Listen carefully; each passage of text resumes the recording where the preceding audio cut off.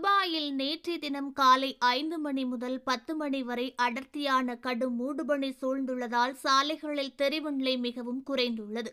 இதனால் காலையிலே வேலைக்கு சென்ற வாகன ஓட்டிகள் மிகுந்த சிரமத்திற்கு ஆளாகியுள்ளனர்.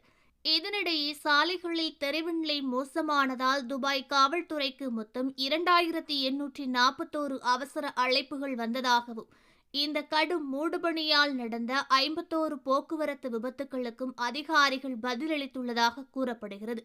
இது தொடர்பாக துபாயின் போக்குவரத்து துறையின் இயக்குநர் கூறுகையில், நாட்டில் குளிர்காலம் தொடங்கியிருக்கும் நிலையில் வானிலை மாற்றம் குறித்து வாகன ஓட்டிகள் எப்போதும் எச்சரிக்கையாக இருக்க வேண்டும்.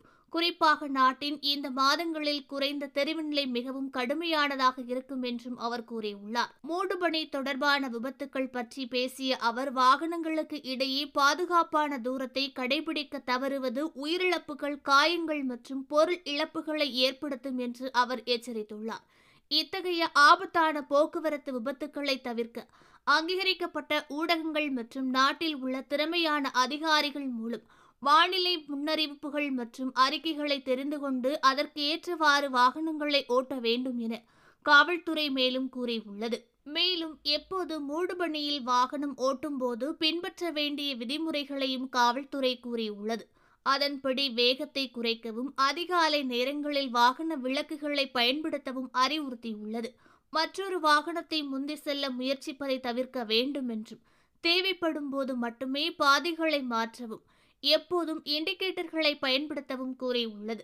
மற்ற ஓட்டுநர்களின் பார்வைக்கு இடையூறான அதிக வெளிச்சத்தை உண்டாக்கும் விளக்குகளை பயன்படுத்த வேண்டாம் என்றும் கூறியுள்ளது. வாகனம் ஓட்டும் போது அபாய விளக்குகளை இயக்குவதை தவிர்க்க வேண்டும். சிறிய விபத்துக்கள் ஏற்பட்டால் போக்குவரத்தை தடுப்பதை தவிர்க்க வேண்டும் என்றும், தாமதம் அல்லது போக்குவரத்து நெரிசல்களால் ஏற்படும் மன அழுத்தத்தை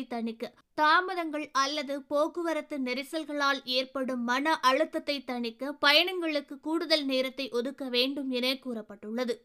ஓகே ஃப்ரெண்ட்ஸ், இது போன்ற நியூஸ்களை உடனுக்குடன் தெரிந்து கொள்ள எங்கள் ரேஸ் தமிழ் சேனலை லைக் பண்ணுங்க, ஷேர் பண்ணுங்க, கமெண்ட் பண்ணுங்க, மறக்காம சப்ஸ்கிரைப் பண்ணுங்க.